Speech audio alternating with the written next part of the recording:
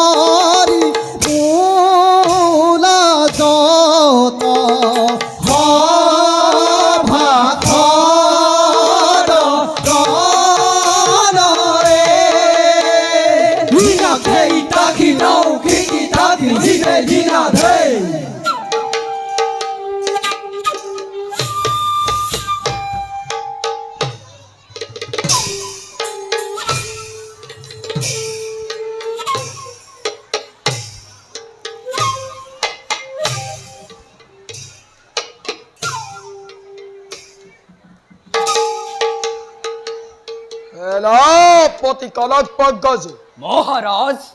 পুত্ৰদ্বয় সিংহকেতু আৰু ইন্দ্ৰকেতু তোমালোকে আমাৰ ৰাজ্যৰ অশান্তিৰ কাৰণ কিবা নিৰ্ধাৰণ কৰিব পাৰিলানে নাই মহাৰাজ অশেষ চেষ্টা কৰিও ৰাজ্যত ঘটি থকা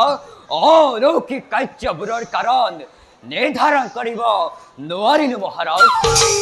সরকারি দেবতা আর মন্দার মানব পাথর নাগ গণনের শক্তি নাই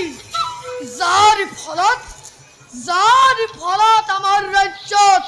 অবিরতভাবে অঘটন ঘটিব লাগিছে